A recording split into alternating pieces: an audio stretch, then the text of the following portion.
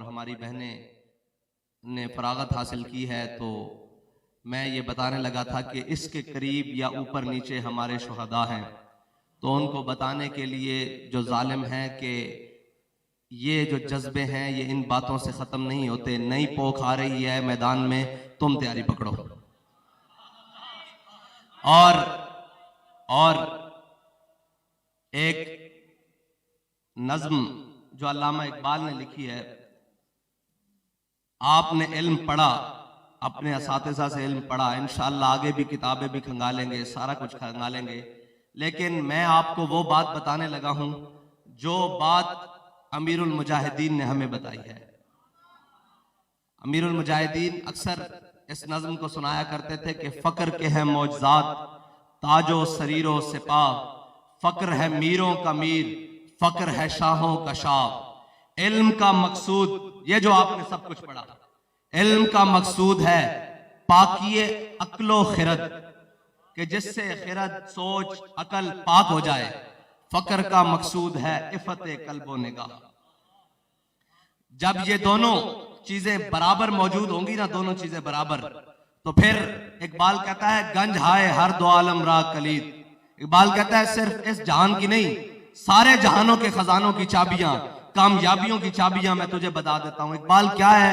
کہتا ہے گنج ہائے ہر دو عالم را کلید، تیغ ایوبی و نگاہ با یزید۔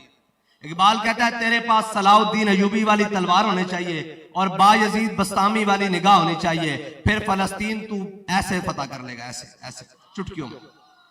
اور اگر نہیں ہوگا تو پھر کیا کہ اگر ساری زندگی تو اسی میں لگا رہے گا اور اسی باتوں میں لگا رہے گا۔ علماء کا مقام آپ کو پتہ ہے، میرے آقا و مولا صلی اللہ علیہ وسلم نے فرمایا قیامت کے دن علماء کے قلم کی سیاہی خون کے شہیدوں کے اوپر تولی جائے گی، لیکن علماء کے قلم کی سیاہی جو ہے وہ افضل ہو جائے گی، وہ بھاری ہو جائے گی شہیدوں کے خون پر۔ ہم پوچھنے لگے ہیں وہ سیاہی کون سی ہوگی، اس کی تفصیل کرنے لگے ہیں کہ وہ سیاہی کون سی ہوگی۔ وہ سیاہی یہ ہوگی کہ صرف یہ نہیں کہ حجرے میں بیٹھ کر اور یہ ساری باتیں لکھتے رہنا اور کرتے رہنا، وہ سیاہی ہم نے امیر المجاہدین سے پوچھا ہے کہ وہ سیاہی کون سی ہے جس کے بارے میں حضور نے فرمایا ہے کہ وہ شہداء کے خون پر بھاری ہو جائے گی۔ امیر المجاہدین نے بتایا کہ وہ سیاہی علامہ فضل حق خیر آبادی کی اس فتح کی دی ہوئی سیاہی ہوگی جو فتویٰ علامہ فضل حق خیر آبادی نے انگریزوں کے خلاف 1857 میں دیا، اور جب علامہ فضل حق خیر آبادی کو جزیرہ انڈمان میں کالا پانی کی جیل ہو گئی تو علامہ کو خوراک وہ دی گئی کہ جو پانی وہ دیا گیا جو سانپ کے زہر سے بھی کڑوا، اور جناب خوراک وہ دی گئی جو بالکل زہر، تو علامہ کی ہڈیاں بھی گل گئیں۔ آخری وقت میں علامہ جاں کنی کے عالم میں بستر فراش پر ہیں، مرگ پر ہیں، تو ایک انگریز آیا، اس نے آ کر وہ فتویٰ امام صاحب کو دکھایا، علامہ فضل حق خیر آبادی کو۔ میں ان علماء سے کہتا ہوں آپ کو معلوم ہونا چاہیے، ہمیں تاریخ سے بتایا ہی نہیں گیا۔ یہ تو علامہ خادم حسین رضوی کو سلام، اور ان کی قبر انور پر کروڑوں سلام، جنہوں نے ہمیں تاریخ سے آشنا کیا کہ تم ہو کن کی اولادیں، ورنہ کوئی ذاکر نائک سے متاثر تھا، کوئی جناب یہ آج کل مرزا جیلمی نام کا ان سے متاثر ہو جاتا۔ یہ تو بابا جی نے بتایا کہ تمہارے بڑے بہت بڑے تھے، تم کبھی دیکھو تو صحیح تمہارے بڑے ہیں کون۔ اور جب علامہ فضل حق خیر آبادی پڑھنے کے لیے جاتے تھے تو مغل شہزادے، اس وقت کی رولز رائز اسے کہا جاتا ہے، اس وقت کی رولز رائز اسے کہا جاتا ہے، اور فضل امام کا بیٹا علامہ فضل خیر آبادی جب پڑھنے کے لیے جاتا تھا تو ہاتھی پر سوار ہو کر جاتا تھا۔ یہ نہیں کہ وہ کہیں ان کو میسر نہیں تھی دنیا کی آسائشیں، اور ان کے پاس دنیا کے معاملات نہیں تھے، یا وہ دنیا کی آسائشوں سے ان کو پتہ نہیں تھا کہ یہ ہوتی کیسی ہیں۔ امام فضل حق خیر آبادی ہاتھی پر پڑھنے جایا کرتا تھا، اور ادھر سے مغل شہزادے ہاتھی پر بیٹھ کر آیا کرتے تھے، یعنی ایلیٹ کلاس کا برابر ہو کر دین کا علم پڑھنے کے لیے جایا کرتے تھے۔ لیکن جب بات آئی حق کی تو پھر کیا کیا؟ آخری وقت میں انگریز آیا، اس نے آپ کو وہ آپ کا فتویٰ دکھایا جس میں آپ نے کہا کہ انگریز کے خلاف جہاد فرض ہو چکا ہے۔ میں فضل حق خیر آبادی فتویٰ دیتا ہوں کہ اب ہر مسلمان انگریز کے خلاف جہاد کرے۔ تو اس نے آ کے کہا فضل حق خیر آبادی یہ جو فتویٰ لکھا ہوا ہے نا، صرف تو اتنا کہہ دے کہ یہ فتوے کے نیچے جو نام لکھا ہوا ہے نا فضل حق خیر آبادی، یہ کوئی اور فضل حق ہے، تو صرف اتنا کہہ دے ہم تجھے رہائی دیں گے. تو بابا جی فرماتے تھے علامہ فضل حق خیرآبادی کی ہڈیاں گل چکی تھی لیکن خون فاروقی نے جوش مارا اور اٹھ کر بیٹھ گئے. آپ نے فرمایا او کمینیا تو ایک فضل حق خیرآبادی کی بات کرتا ہے, اگر ہزاروں بھی ہوں اسی طرح جان دیتے رہے. انگریز کے خلاف فتویٰ وہی ہے جو میں نے دیا کہ انگریز کے خلاف جہاد فرض ہو چکا ہے.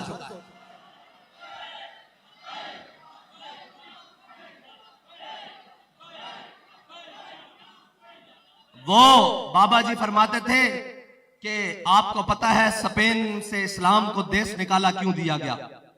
اسلام کے سب سے بڑے قلعے کسی بھی ملک کسی بھی ریاست کے اندر علماء ہوتے ہیں جو ہر مشکل آنے پر ڈٹ کر کھڑے ہو جاتے ہیں.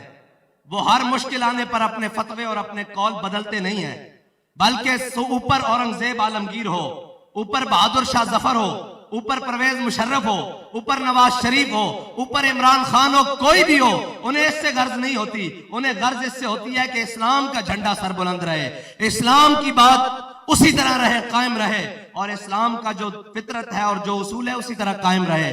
علماء وہ ہوتے ہیں, اور علماء انہی علماء کی وجہ سے بابا جی فرماتے تھے کہ برے صغیر میں جو اسلام بچ کے کھڑا ہے نا اور آج اپنی پوری آب و تاب کے ساتھ کھڑا ہے وہ ان علماء کی وجہ سے ہے. 300 علماء کو 1857 ایک دن میں 300 علماء کو انگریز نے پھانسی گھاٹوں پر چڑھایا. انگریز نے ہاتھیوں کے اوپر باندھ کے, گھوڑوں کے اوپر باندھ کے, اونٹوں کے اوپر باندھ کے درختوں کے نیچے سے گزارا. وہ علماء کے من کے ٹوٹ جاتے. آپ کو پتا ہے ہم جن کی نعت پڑھتے ہیں مولانا کفایت علی کافی, ان کو کس جرم میں پھانسی کی سزا دی گئی آپ کو پتا ہے؟ نہیں پتا, میں بتاتا ہوں. مولانا کفایت علی کافی نے جنگ آزادی کے جو مجاہدین جیلوں میں بند تھے, آپ اتنے بڑے عالم تھے, آپ نے اپنے ساتھیوں کو لے کر جیل توڑوا دی تھی. اس جرم میں آپ کو سزا ہوئی ہے, اس جرم میں سزا ہوئی ہے. اور مولانا احمد اللہ شاہ مدراسی, وہ مدراس کا شیر, 5 جون کو آپ کی یوم شہادت ہے. علماء یہ تھے, آپ کا سر کی قیمت انگریز نے رکھی ہوئی تھی, مخبری ہوئی, آپ کو پکڑ کر انگریزوں نے شہید کر دیا. آپ کا گلا کاٹ کے نا دہلی کے چاندنی چوک میں لٹکا دیا گیا. تو تاریخ میں لکھا ہوا ہے کہ 3 دن تک تازہ خون گلے سے رستا رہا. اب آپ کو پتا ہے انگریز اس کو لگا کہ یار یہ کیا بات ہے کہ 3 دن تک تازہ خون گلے سے رس رہا ہے. اس نے تحقیق کروائی, اس نے اپنے ساروں کو بلایا, مشرنوں کو, ڈاکٹروں کو, طبیبوں کو, حکیموں کو. اس نے کہا یہ تازہ خون کیسے رس رہا ہے 3 دن ہونے کے باوجود. تو ان سب نے تحقیق کی اور کہا کہ جب اس شخص کا گلا کاٹا گیا, اس کو موت دی گئی, اس کے دل میں رائی کے برابر بھی خوف موجود نہیں تھا. یہ ہے ہمارے علماء. اور بابا جی فرماتے تھے اسپین میں اسلام کو دیس نکالا اس لیے ملا کہ وہاں کے علماء داڑیاں منڈوا کر بھاگ گئے تھے اور انہوں نے اپنا آپ تبدیل کر لیا تھا. لیکن جب یہاں باری آئی برے صغیر میں علماء کی تو علماء نے کیا کردار پیش کیا. 300 علماء ایک دن میں پھانسی پہ جھڑے, لیکن کسی بھی نے بھی یہاں سے بھاگنے کی اور یہاں سے اپنی بات سے پیچھے ہٹنے کی کوشش نہیں کی, بلکہ کیا کہا, کوئی گل باقی رہے گا, نئے چمن رہ جائے گا, بس رسول اللہ کا دین حسن رہ جائے گا. ہم سفیر و باغ میں ہے کوئی دم کا چہچہا, بلبلیں اڑ جائیں گی, سونا چمن رہ جائے گا. جو پڑھے گا صاحب اولاد کے اوپر درود, آگ سے محفوظ اس کا تن بدن رہ جائے گا. سب فنا ہو جائیں گے کافی. آج سب فنا ہو گئے, لیکن مولانا کفایت اللہ کافی کی نعت آج بھی سٹیج کے اوپر پڑھی جا رہی ہے. سب فنا ہو جائیں گے کافی, لیکن حشر تک نعت حضرت کا زبانوں پر سخن رہ جائے گا. یہ ہمارے بڑے تھے جنہوں نے اپنا کردار ادا کر. میں آج صرف علماء سے بات کر رہا ہوں. یہ تو مخاطبین جو ہمارے ہیں نا, اور علماء کو اقبال کی زبان میں آپ نے پڑھا اور آپ نے دل جمی سے پڑھا. ماشاءاللہ آج آپ کے چہرے بتا رہے ہیں کہ آپ نے دین کے لیے محنت کی. بابا جی فرماتے تھے کہ جس دن حافظ قرآن سناتا ہے نا, میں اس کے چہرے کی طرف دیکھتا ہوں تو نور کی لاٹیں نکل رہی ہوتی ہیں. تو آج ماشاءاللہ علماء نے دین پڑھا ہے, ان کے چہروں سے نور بکھر رہا ہے. لیکن اے شیخ بہت اچھی مکتب کی فضا, لیکن آگے چلتے ہیں. ہم نے یہ منزلیں طے کی, آپ نے کتابیں ساتھ میں رکھنی ہے, بغل میں رکھنی ہے, کوئی مسئلہ نہیں, کتاب ساتھ ہو. لیکن جب کوئی بات کرے, بابا جی جب پہلی مرتبہ گرفتار ہوئے نا تو وہاں لاہور کا بڑا ایس پی, اب تو وہ ریٹائرڈ ہو گیا, ایس پی سامنے آیا. اس نے کہا مولوی صاحب میں نے آپ کی بڑی تقریریں سنی ہیں، آپ بڑی سخت سخت باتیں کرتے ہیں. آپ نے فرمایا تو نے وہ ویڈیو کے ذریعے سنی ہے، اب لائیو سن ذرا. ہاں، تگڑا دیکھ کے دین کی بات بدلنی نہیں ہے، بلکہ اسے کہنا ہے تو نے شاید وہ کوئی ڈھیلی ڈھالی بات سنی ہو، اب میرے سے لائیو سن، میں تجھے بتاتا ہوں دین کیا ہے. ہاں بالکل. اور دین کا مزاج ہے ہی ایسے سامنے ہو کر بات کرنے والا، جھک کر بات کرنے والا دین کا مزاج ہے ہی نہیں. اور اگر جھک کر بات کرے تو کیا آپ کو لگتا ہے فیض آباد میں وہ 7C اور 7B کی شکیں بحال کر دیتے؟ آپ کو لگتا ہے اگر وزیر آباد کے مقام تک عاشقان رسول نہ جاتے تو یہ سارا کچھ اس طرح نظام چلنے دیتے؟ اگر جھک کر بات کی جاتی تو آپ کو لگتا ہے کہ مساجد کے سپیکر بحال ہو جاتے؟ بابا جی نے کہا تھا جھلیو گل مسجدوں دے سپیکراں تک نہیں رہنی، گل تہاڈے گھراں تک آ جانی. یہ جو تنقید کرتے ہیں نا جی ایسے ہو گیا ویسے ہو گیا، میں ان کو کہتا ہوں کہ وقت بتائے گا، مستقبل بتائے گا کہ تم ان کے شکر گزار ہوگے، تمہاری اولادیں ان کی وجہ سے کلمے پر قائم رہیں گی. بس میں آپ کو بتا کر جا رہا ہوں، یہ کوئی چھوٹی بات نہیں ہے. آپ یہ بات کرتے ہو مسجدیں تو ویران ہو گئی تھی، صفیں تو توڑ دی گئی تھی. یہ تو تحریک لبیک کی برکت ہے کہ کسی کی جرت نہیں ہے وہ دین کے کسی معاملے کے اوپر بات کرے، ورنہ یہی ہم موجود نہیں تھے. تمہاری موجودگی میں سورہ انفال اور سورہ توبہ نصاب سے نکالی نہیں گئی. یہ تو اب ایک صرف بورڈ اترتا ہے صلاۃ والسلام کا وہاں موٹر وے کے اوپر، تو بابا جی فرماتے ہیں شام تک لگاؤ ورنہ ہم آ رہے ہیں. تو شام سے پہلے پہلے لگ بھی جاتا ہے اور معذرت کے لیٹر بھی آ جاتے ہیں.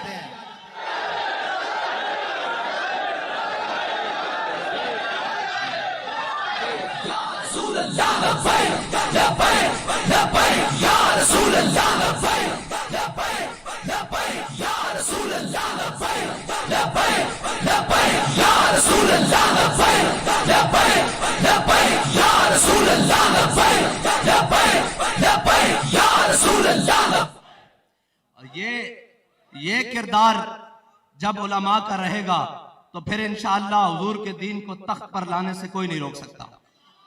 ڈھیلی ڈھالی بات اور جھلے اور لوکی مندے زوروں سے مانتے ہیں. میں نے کل رات بھی بات سنائی کہ ہمارے استادوں کے استاد، جنہیں استاد صاحب خود فرمایا کرتے تھے، استاد محمد رشید صاحب، مولانا محمد رشید صاحب، آپ کسی اس کے صاحب کے علاقے کے رحمت اللہ تعالیٰ علیہ محتاج نہیں ہے، بہت بڑی شخصیت. آپ فرماتے تھے، استاد صاحب فرماتے تھے ہمارے قائد کہ اگر میں ان سے نہ پڑھتا تو میرے اندر اتنی غیرت نہ آتی. اتنا بڑا آدمی. جب قاضی القضات کے عہدے کے لیے انٹرویو ہو رہے تھے نا تو سکندر حیات، یہ وزیر اعظم آزاد کشمیر تھا، تو آپ انٹرویو دینے کے لیے گئے تو اس نے کہا ہاں جی مولانا بتائیں قیامت کی نشانیاں کیا ہیں؟ تو آپ نے فرمایا قیامت کی سب سے بڑی نشانی یہ ہے کہ ایک جاہل ایک عالم کا انٹرویو لے رہا ہے. ہمارے بڑے اس طرح بات کیا کرتے تھے. آپ نے فرمایا قیامت کی سب سے بڑی نشانی یہ ہے کہ ایک جاہل ایک عالم کا انٹرویو لے رہا ہے. یہ ہمارے بڑے. اور مولانا مفتی عبدالقیوم ہزاروی رحمت اللہ تعالیٰ علیہ، جب پرویز مشرف نے میٹنگ بلائی، ہر دور میں رجال پیدا ہوں گے اور انہی رجال کی وجہ سے باقی لوگ حق پر قائم رہیں گے اور حق پہ رستے پر چلتے رہیں گے، ان کے لیے آسانیاں رہیں گی. مولانا مفتی محمد عبدالقیوم ہزاروی صاحب کے سامنے جب مشرف نے کہا مولویو باز آ جاؤ میں تمہارے مدرسے بند کر دوں گا، تو سارے جو دبک کے بیٹھے تھے مفتی عبدالقیوم ہزاروی جو استادوں کے استاد ہیں، جو ہمارے قائد کے استاد ہیں، کھڑے ہوئے. آپ نے فرمایا اوے مشرف تو کیا سمجھتا ہے اس بلڈنگ کا نام جامعہ نظامیہ ہے، جا بلڈنگ پہ قبضہ کر لے، ہم درختوں کے نیچے بیٹھ گئے تو بہاریں لگا کے رکھ دیں گے. یہ ہے توکل، یہ اللہ کے اوپر توکل ہے. اور اس سنجیدگی کے ساتھ اگر آپ نے توکل رکھا، اقبال اسی لیے تو کہتا ہے کہ علم فقیہ و حکیم، فقر مسیح و کلیم. اقبال کہتا ہے علم جو ہے نا یہ فقیہ بھی بناتا ہے، حکمت بھی بتاتا ہے، لیکن جب ساتھ فقر ملے تو پھر مسیح و کلیم. علم فقیہ و حکیم، فقر مسیح و کلیم. آگے کمال بات کی اقبال نے، کہتا ہے علم ہے جو یائے راہ، فقر ہے دانائے راہ. یہ علماء بیٹھے ہیں، ان سے پوچھے اس کا مطلب کیا ہے. علم نئے نئے رشتے تلاش کرتا ہے لیکن اس کو خبر نہیں ہے کہ یہ رستہ کہیں کامل ذات تک جاتا ہے یا نہیں جاتا. اقبال کہتا ہے فقر جو رستہ چنتا ہے اسے یقین ہے کہ یہ رستہ محبوب کی طرف جاتا ہے، ورنہ اچھا. آگے اقبال نے کہا فقر مقام نظر، علم مقام خبر. فقر مقام نظر، علم مقام خبر. اقبال کہتا ہے فقر میں مستی ثواب، علم میں مستی گناہ. اس کا معنی کیا ہے کہ فقر میں بابا جی فقر والے بھی تھے اور علم والے بھی تھے. اگر صرف اس بات پر رہتے تو کہتے ٹھیک ہے ہم نے مذمت کر دی ہے, ہم ان کو سمجھا سکتے ہیں, لیکن بابا جی نے فرمایا جو کچھ ہے, جو کچھ ساتھ ہے, زاد راہ ہے یا نہیں ہے, چلو حضور کی ختم نبوت پر پہرا دینے کے لیے. اور وہاں جا کر بیٹھ گئے. اور اقبال کہتا ہے فقر میں مستی ثواب, علم میں مستی گناہ. وہاں جب بہت زیادہ شیلنگ ہوئی اور بہت زیادہ سردی نے تنگ کیا نا, تو پھر جوانوں نے قمیضیں اتار کے لبیک کے نعرے لگائے. وہاں پھر کیا ہوا؟ وہاں یہ ہوا کہ اقبال کہتا ہے دل اگر اس خاک میں زندہ و بیدار, اقبال کہتا ہے اگر تو یہ زندہ بیدار رکھتا ہے نا تو توڑ دے تیری نگاہ آئینہ مہر و ماہ. سارے گئے, پھر وہی بات آ جائے گی کہ مستند رستے وہی مانے گئے جن سے ہو کر تیرے دیوانے گئے. لوٹ آئے جتنے فرزانے گئے, تاب منزل صرف دیوانے گئے. اور حضور سے محبت یہ دیوانگی کا جب تک آخری عالم نہیں ہوتا تب تک قبول ہی نہیں ہوتی. اور اگر اس سے پہلے قبول ہوتی تو وہ کہتے ہیں ہم ان کی طرح ایمان لے آئے, جو یہ پاگل ہیں ان کی طرح ایمان لے آئے. وَإِذَا قِيلَ لَهُمْ آمِنُوا كَمَا آمَنَ السُّفَهَاءُ أَلَا إِنَّهُمْ السُّفَهَاءُ. قرآن کہتا ہے خبردار, ان کو دیوانہ نہیں کہنا, ان کو بے وقوف نہیں کہنا, ایمان ان کا قبول ہے. کس طرح قبول ہے؟ عروہ بن مسعود جب صلح حدیبیہ کے موقع پر آئے اور عالم, آپ بتائیں جی اس امت کے سب سے بڑے عالم کون ہیں؟ حضرت جناب سیدنا صدیق اکبر ہے نا. ویسے ایک روایت یہ بھی ہے کہ جب اولین و آخرین جمع ہوں گے امتیوں میں, جب اولین و آخرین جمع ہوں گے قیامت والے دن اور اعلان کیا جائے کہ سب سے بڑا عالم کھڑا ہو جائے, تو کوئی کھڑا نہیں ہوگا, امام اعظم ابو حنیفہ کھڑے ہوں گے. لیکن حضرت صحابہ میں سب سے بڑے عالم حضرت جناب سیدنا صدیق اکبر ہے. اور عالم کا مطلب یہ نہیں ہوتا کہ بندہ علم پڑھ لے اور اس کے بعد حضور کی ناموس پر اور عزت پر ہلکی بات کرے. حضرت جناب سیدنا صدیق اکبر اس امت کے سب سے بڑے عالم بھی ہیں اور ساتھ میں حلیم الطبع بھی ہیں. لیکن جب عروہ بن مسعود نے کہا حدیبیہ کے مقام پر یا رسول اللہ یہ مختلف قوموں کے لوگ ہیں, یہ مختلف قبیلوں کے لوگ ہیں, یہ آپ کو چھوڑ کر چلے جائیں گے, آپ ان کے پیچھے لگ کر ہمارے ساتھ یہ بات کر رہے ہیں, تو حضرت جناب سیدنا صدیق اکبر نے کہا کہ اتنی بڑی بات اس نے حضور کے سامنے کی. آپ نے فرمایا امسس بصر اللات نحن نفر وندعو. آپ نے فرمایا جا کے لات و منات کی شرمگاہوں کو چاٹ, نہ ہم حضور کو چھوڑنے والے ہیں نہ چھوڑ کر بھاگنے والے ہیں. یہ ہے بات. جب عالم کے سامنے حضرت جناب فاروق اعظم کے سامنے جب اس منافق نے بات کی تو فاروق اعظم سے بڑا کون عالم ہے؟ ٹھیک ہے. حضرت عثمان غنی سے پوچھا گیا کہ آپ بڑے ہیں یا حضور بڑے ہیں, تو آپ نے فرمایا پیدا میں پہلے ہوا ہوں لیکن حضور مجھ سے بڑے. یہ ہے بات. اور حضور کی شان اور مولا کائنات روضہ خات والی بات. جب وہ عورت خط لے کر نکلی, حضور نے فرمایا جاؤ علی اس سے خط لے کر آؤ. مولا علی کائنات سے بڑا عالم کون ہے؟ فرمایا جاؤ علی اس سے خط لے کر آؤ. تو جب مولا کائنات گئے آپ نے فرمایا مولا کائنات فرماتے ہیں جس جگہ پر حضور نے مجھے فرمایا نہ اس سے ایک قدم آگے نہ پیچھے, اسی مقام پر وہ عورت جا رہی تھی. وہ جانے خبر ہیں اور ہر خبر ہے ان سے وابستہ. ارے او بے خبر, انہیں بے خبر جانا تو کیا جانا. اور مولا کائنات جب اس کے پاس گئے, یہ ہے عالم کا حضور کی عزت پر, حضور کے قول پر بات کرنے کا طریقہ. جب مولا کائنات اس کے سامنے گئے تو فرمایا خط دے. اس نے کہا میرے پاس خط نہیں ہے. فرمایا خط دے دے شرافت سے. اس نے کہا میرے پاس خط نہیں ہے. آپ نے فرمایا مجھے حضور نے فرمایا اس کے پاس خط ہے, مجھے اگر تجھے برہنہ کر کے بھی خط نکالنا پڑا میں نکالوں گا. یہ ہے عالم حضور کی بات پر پہرا دینے والا. فرمایا اگر مجھے برہنہ کر کے بھی تیرے سے خط نکالنا پڑا نا تو میں خط دے دوں گا. اور جب مومن کی زبان فقر کی سان پہ چڑھتی ہے جب تیغ خودی, فقر کی سان پہ چڑھتی ہے جب تیغ خودی, ایک سپاہی کی ضرب کرتی ہے کار سپاہ. مولا کائنات نے صرف اس کو مومنانہ رنگ دکھایا بھی اور جناب لہجہ دکھایا, تو ہم محمد رسول اللہ مان لیں تو جھگڑا ہی کوئی نہیں. یہ جو محمد رسول اللہ لکھا ہوا ہے آپ اس کی جگہ محمد بن عبداللہ لکھیں تو میرے آقا و مولا نے حضرت علی کو بلایا. یہ اس لیے تھا کہ قیامت تک کے لیے غلاموں کے لیے مور لگ جائے, مور لگ جائے. یہ بات کیا ہے؟ فرمایا ام ہو یا علی, علی یہ میرا لکھا ہوا نام مٹاؤ, یہ محمد رسول اللہ جو لکھا ہے. تو پھر مولا کائنات نے کیا فرمایا؟ لام ہو کا بد. فرمایا حضور آپ الامر فوق الادب ہے, لیکن فرمایا حضور یہ تو روایت چل جائے. حضور یہ چاہتے تھے کہ مولا کائنات قیامت تک کے لیے مسلمانوں کے لیے مینار نور یہ بات چھوڑ جائے کیا کہ علی نے اگر آپ کا لکھا ہوا نام مٹا دیا لوگ تعویلیں گھڑتی پھریں گے. فرمایا لا مکابدہ، یا رسول اللہ آپ کا لکھا ہوا نام علی نہیں مٹا سکتا. اور مجھے بتائیں حضور کا کہیں نام لکھا ہو قیامت تک کوئی علی کا غلام ہو نام مٹا سکتا ہے؟ نہیں نہیں، بالکل بھی نہیں ہو سکتا. اور حضرت عبداللہ بن رواحہ میرے آقا و مولا صلی اللہ علیہ وسلم نے جنگ موتا کی طرف حضرت عبداللہ بن رواحہ کی قیادت میں لشکر کو روانہ کیا. جب لشکر کو روانہ کیا، لشکر روانہ ہو گیا، حضرت عبداللہ بن رواحہ پیچھے رہ گئے. اور جب اگلے دن جمعہ تھا اور جس دن حضور سید عالم صلی اللہ علیہ وسلم جب خطبہ جمعہ کے لیے کھڑے ہوئے، تشریف فرما ہوئے، تو حضور نے صفوں میں دیکھا کہ عبداللہ بن رواحہ بیٹھے ہوئے ہیں. حضور نے فرمایا اے ابن رواحہ، تمہیں تو میں نے کل روانہ کر دیا تھا، تم گئے کیوں نہیں؟ انہوں نے کہا یا رسول اللہ میرے دل میں خیال آیا، ناموس رسالت اور حضور کے حکم کے مقابلے میں یہ بات ذرا غور سے سننا. انہوں نے کہا یا رسول اللہ میرے دل میں خیال آیا کہ مسجد نبوی بھی ہے، سید الایام بھی ہے، امامت بھی امام الانبیاء کی ہے، آپ کی امامت ہے، مسجد نبوی ہے، جمعہ کا دن ہے، کیوں نہ جمعہ کی نماز آپ کے پیچھے پڑھ لوں، اور میرے پاس بڑی تیز رفتار سواری ہے، میں جا کر ان کے ساتھ مل لوں گا. میرے آقا و مولا صلی اللہ علیہ وسلم نے کیا فرمایا؟ لو انفقت ما فی الارض جمیعا ما ادرکت فضل غزوتہم. فرمایا جو کچھ روئے زمین میں ہے اے ابن رواحہ اگر تم سارا خرچ کر دو، جنہوں نے میرا حکم مان کر صبح صبح مدینہ چھوڑ دیا تھا، تم ان کے اجر کو نہیں پہنچ سکتے. یہ ہے حضور کے فرمان کی بات ماننے کا عمل.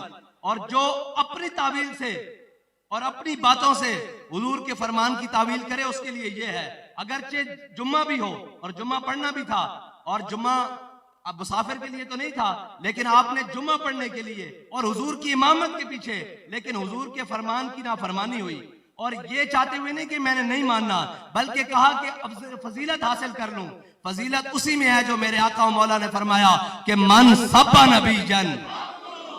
بس اب قیامت تک کوئی اس کا تعویل کرے، کوئی اس طرح کرے، کوئی اس طرح کرے، جی ایسے نہیں ویسے نہیں، فرمان اسی میں ہوگا جس طرح ممتاز قادری نے عمل کر کے دکھایا ہے، جس طرح غازی علم الدین نے عمل کر کے دکھایا ہے، جس طرح جناب غازی تنویر نے عمل کر کے دکھایا ہے، اور جس طرح یہ شہدائے ختم نبوت نے عمل کر کے دکھایا ہے. قیامت تک برکت اسی بات میں رہے گی، عزت مسلمانوں کی اسی بات میں رہے گی جس بات میں میرے آقا و مولا صلی اللہ علیہ وسلم کے فرمان ہے بس. اور جو اس کی تعویل اپنی مرضی سے کرے گا، دائیں کرے گا. ابھی ایک مولوی صاحب ہیں، انہوں نے وہ دیا کیا نام ہے فتویٰ، اور اس کے اوپر امام صاحب سے انہوں نے اختلاف کیا پارلیمنٹ کے اندر کہ جی وہ جو بالغ عورت ہے وہ اپنے ولی کے بغیر نکاح نہیں کر سکتی. تو میں نے اس کو فون کیا، میں نے اس کو کہا کیا بات ہے؟ اس نے کہا دائیں بائیں بہت ساری باتیں کی. پھر اس کہنے لگا کہ فلاں عالم صاحب ہیں ان کے گھر سے ایسا معاملہ ہوا ہے. میں نے کہا سارے عالموں کے گھر سے بھی بات نکل جائے لیکن فتویٰ امام اعظم کے قول پر بھی رہے گا. ہم دین نہیں بدل سکتے، اور اگر اپنے اوپر بات سخت آ جائے تو ہم دل بدل دیں، یہ نہیں ہو سکتا. بدل دیا رخ مشرق کو تو نے مغرب، تیری ہوا سے بچائے خدا زمانے کو. اقبال کہتا ہے اپنی بات بھی بدلی اور ساتھ میں پتلا پتلا دین بھی بدل لیا. دین وہی ہے جو میرے آقا و مولا صلی اللہ علیہ وسلم نے فرمایا، بات وہی ہے، فتویٰ وہی ہے جو امام اعظم ابو حنیفہ نے فرمایا، جو صاحبین نے فرمایا، جس کے اوپر امت کا اجماع ہو گیا ہے. اس کے اندر نئی نئی تعویلیں گھڑنے کی ضرورت ہے. اور اقبال کہتا ہے کہ تو بدل گیا تو بہتر کہ بدل گئی شریعت. اقبال کہتا اچھا ہوا اے مسلمان تو نے اپنے آپ کو بدلا اور ساتھ میں اپنی تازہ سی شریعت بھی رنگ برنگی اور جناب ایک فلیکسیبل قسم کی شریعت بھی بنا لی کہ میں ادھر جاؤں تو شریعت وہ ہے جو ابو بکر و عمر کو پیچھے چلائے. شریعت وہ نہیں ہے جس کو ہم اپنے پیچھے چلائیں. شریعت وہ ہے جس نے عثمان غنی اور مولا کائنات کو اپنے پیچھے چلایا. ورنہ قاضی شرائع کی عدالت میں مولا کائنات جو گواہ لے کر آئے تھے پہلے وہ امام حسن تھے، لیکن جب شریعت کی بات آئی تو قاضی شرائع نے کہا یا علی المرتضیٰ آپ کو پتہ ہے کہ بیٹے کی گواہی باپ کے حق میں اسلام میں قبول نہیں ہے. مولا کائنات نے اس کو پیچھے کر دیا. پھر دوبارہ غلام پیش کیا گواہ کے طور پر کمبر کو. انہوں نے کہا آپ کو پتہ ہے کہ غلام کی گواہی آقا کے حق میں قبول نہیں ہے. تو مولا کائنات نے غلام کو پیچھے کر دیا. انہوں نے کہا اور کوئی؟ آپ نے فرمایا اور کوئی نہیں ہے. علی کے مقابلے میں یہودی دعویٰ کر کے کھڑا تھا لیکن شریعت تھی سامنے تو فیصلہ یہودی کے حق میں ہو گیا.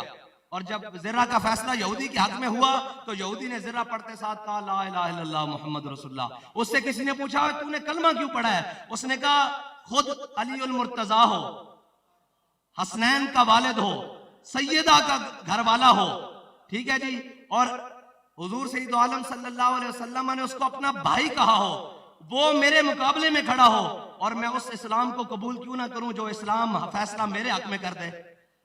یہ وہ شریعت ہے جس کے پیچھے سارے چلے ہیں، اور کسی نے شریعت کو اپنے پیچھے نہیں چلایا. اقبال کہتا ہے تو بدل گیا تو بہتر کہ بدل گئی شریعت. آگے کیا کہا ہے؟ کہتا ہے کہ موافق تدروا نہیں دین شہبازی. اقبال کہتا ہے بٹیروں کے موافق کبھی شہبازوں کا دین نہیں آ سکتا. یہ دین شہبازوں کا ہے، یہ دین شہبازوں کا ہے. اور علم پڑھانے کا آپ کو مقصد یہ ہے کہ حضور سید عالم صلی اللہ علیہ وسلم کے دین کی ضرورت جہاں بھی پڑھے، وہ ممبر پر پڑھے، وہ محراب پر پڑھے، وہ گلی میں پڑھے، کوچے میں پڑھے، دار میں پڑھے، اور جب وقت آئے سرے دار پڑھے آپ نے حاضر رہنا ہے.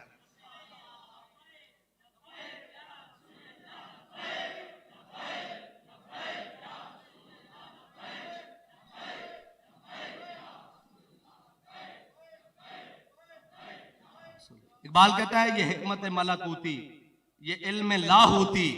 اقبال کہتا ہے یہ جو ہم حکمت، تدبر، عمل علم کی باتیں پڑھ رہے ہیں، یہ حکمت ملکوتی، یہ علم لاہوتی، تیرے حرم کے درد کا درمان نہیں تو کچھ بھی نہیں.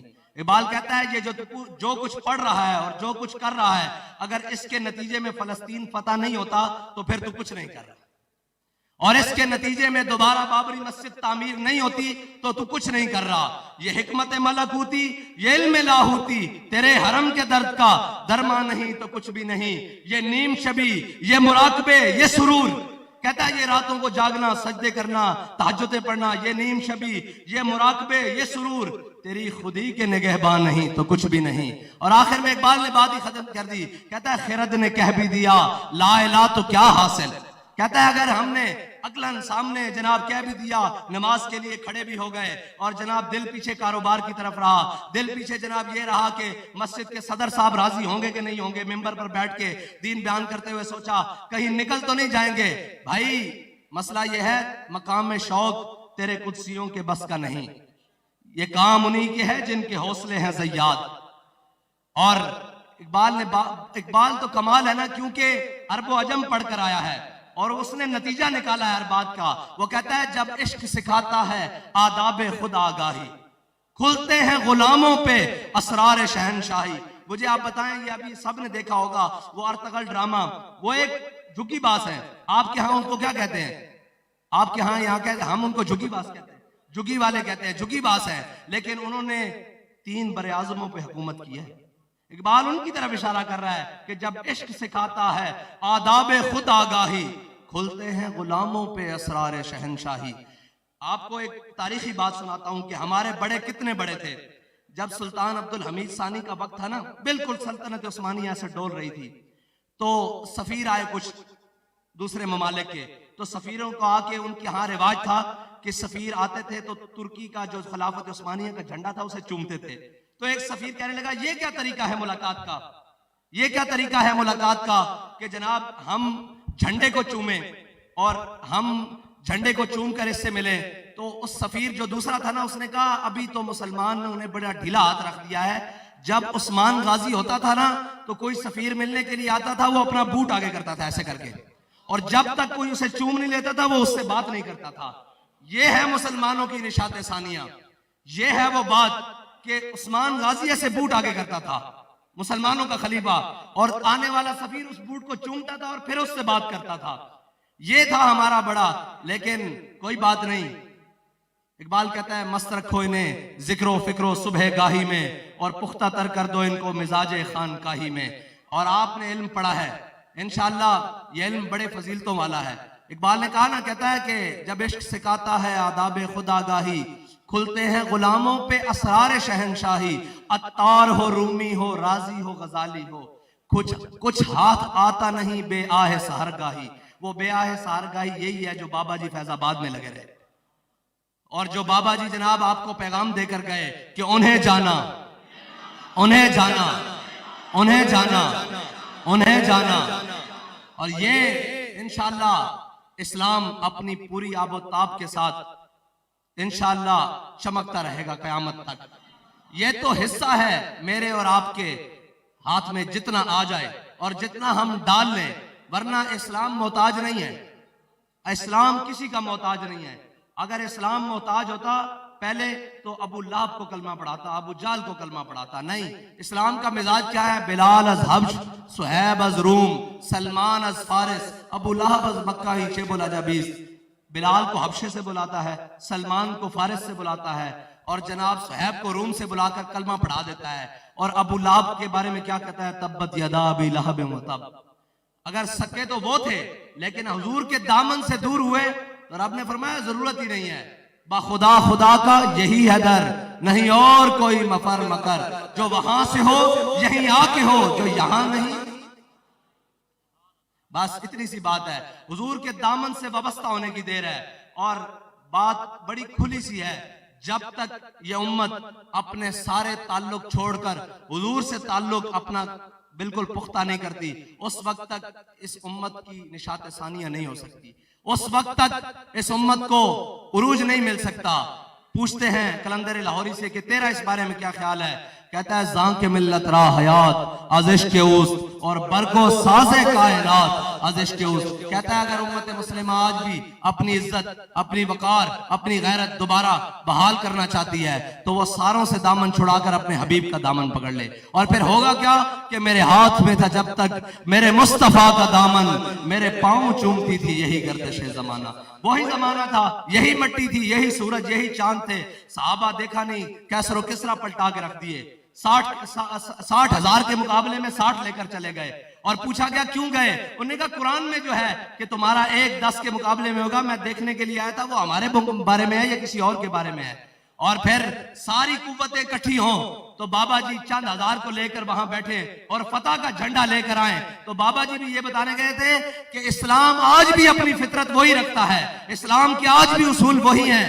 اور اس کی سب سے بڑی مثال وہ ہے کہ افغانستان میں دیکھیں سارے اکٹھے ہو کر آ گئے، سارے جناب بمباریاں اور کارپیٹ بمباری اور دنیا کے تمام ظلم ڈھائے، لیکن قوت سلطان و امیر از لا الہ اور حیبت مرد فقیر از لا الہ۔ اور وہی بات کہ نکل کر صحرا سے جس نے روما کی سلطنت کو الٹ دیا تھا، سنا ہے قدسیوں سے میں نے کہ وہ شیر پھر ہوشیار ہوگا۔ اللہ تعالیٰ مجھے اور آپ کو حضور کے دین کے ساتھ اخلاص نصیب فرمائے اور حضور کی سچی پکی غلامی نصیب فرمائے۔ اور اقبال نے آخر میں بڑی عجیب دعا کیا، کہتا ہے تو غنی از ہر دو عالم من فقیر، روز محشر عذر ہائے من پذیر، بار حسابم رات و بینی نا گزیر، از نگاہ مصطفیٰ پناہ بگیر۔ اقبال کہتا ہے یا الہی اگر تو نے میرا حساب لینا ہے نا تو حضور کی چشمان مبارک سے پوشیدہ لے لینا، کیونکہ میں حضور کے سامنے کیسے جاؤں گا کہ یا رسول اللہ درود آپ پر پڑھتا تھا اور ڈر میں نے غیروں کا پالا ہوا تھا، یا رسول اللہ درود آپ پر پڑھتا تھا اور محبت مجھے سیاسیوں سے تھی اور جناب کبھی ان سے تھی کبھی ان سے تھی، یا رسول اللہ دین آپ کا نام لیتا تھا لیکن محبت مجھے تیر والے سے تھی، بلے والے سے تھی، شیر والے سے تھی اور جناب پتنگ والے سے تھی، کیا کریں؟ وہ کہتا ہے یا رسول اللہ میرا حساب مولا حضور کی چشمان مبارک سے پوشیدہ لے لینا، کہ کہیں حضور پوچھ لے کہ درود تو مجھ پر پڑھتا تھا اور محبت سینوں میں غیروں کی پالی ہوئی تھی، درود تو مجھ پر پڑھتا تھا اور ڈرتا تو غیروں سے تھا۔ جب ہم نے کہہ جو دیا کہ فقر کا موجود اور علم کا موجود اور اشہد ان لا الہ اشہد ان لا الہ، کافر ہے تو شمشیر پہ کرتا ہے بھروسہ، مومن ہے تو بے تیغ بھی لڑتا ہے سپاہی۔ لڑتا ہے کہ نہیں لڑتا؟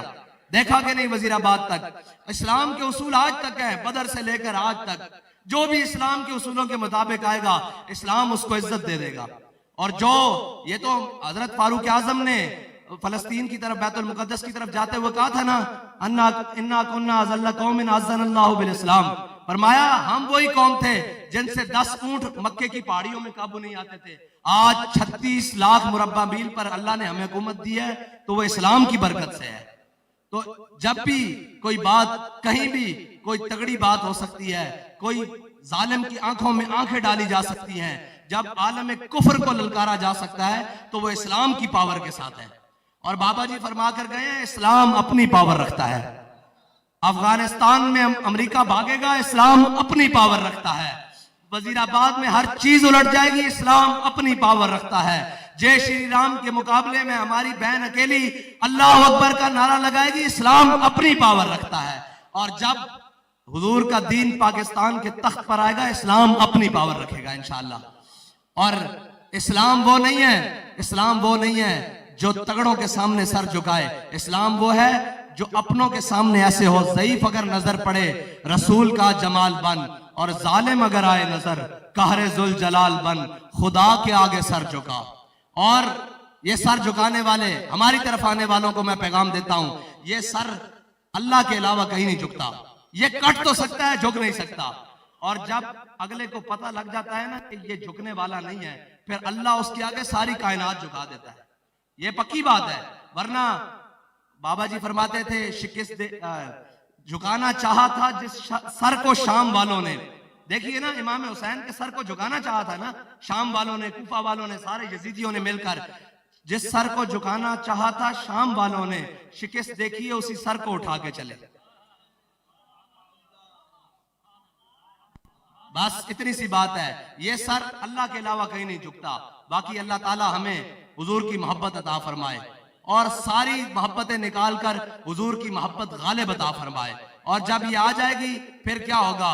फिर जनाब हम सूए हशर चलेंगे शाह अबरार के साथ, और काफिला होगा रवां काफिला सालार के साथ। ये तो तैबा की मोहब्बत का असर है, वरना कौन रोता है लिपट कर दरो दीवार के साथ। वाखिर दावाना अल्हम्दुलिल्लाह।